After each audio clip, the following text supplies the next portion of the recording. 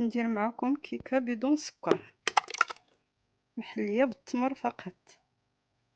عندي 4 البيضات، عندي التمر كورته في هاد الكسكاس 200 غرام، 200 غرام ديال التمر مفور، 2 ساشيات تاع الفاني،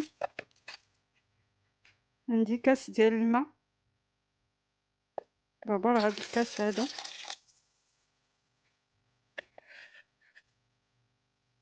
كاس كبير،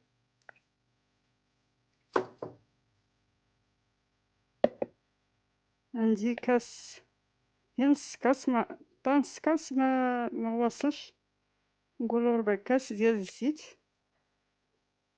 ندير رشه ديال الملح،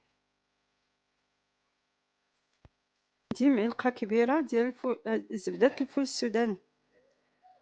هانتوما هذه كتجي الكيكه بنينه وغزاله، كتعطيها مذاق رائع. يلا نطحن هادشي في الخلاط ان شاء الله، ونزيد 2 كيسان تاع الدقيق مع معلقه كبيره مقببه ديال الخميره الحلوه.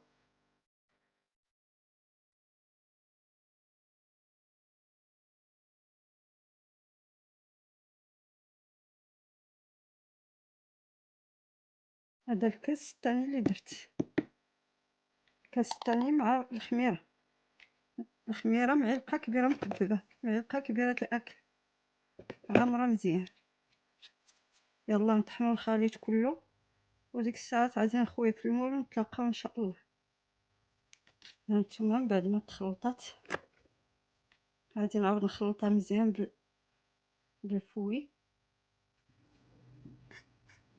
هانتوما واحد المية خويتها، المية اللي تكثر فيها التمر ملي تفور بقات هاد المية باش نضيع، زدتها راهي شويه بحال جهد ربيع كاس الماء تاع التمر اللي تفور فيه. دابا نخلطوها مزيان، هي راه تخلطات.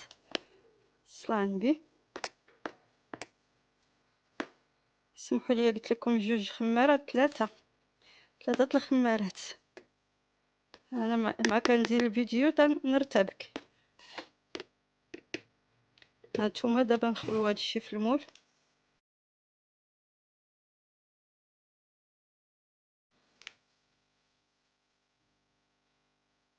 وندخلوه للفران. الفران عادي عندي،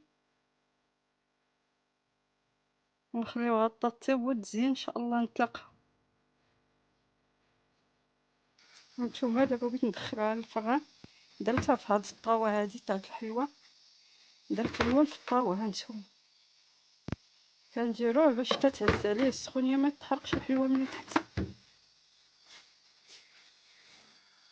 من بعد ندخلها للفران ونسد عليه.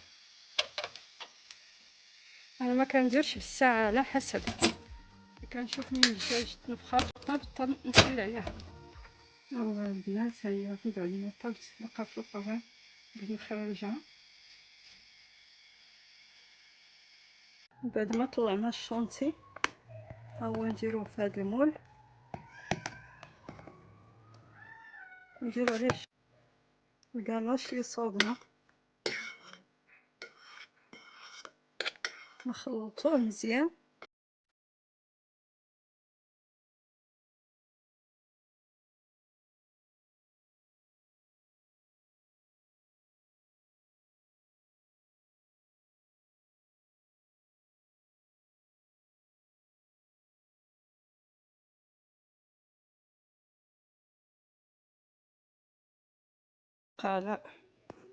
على حسب الانسان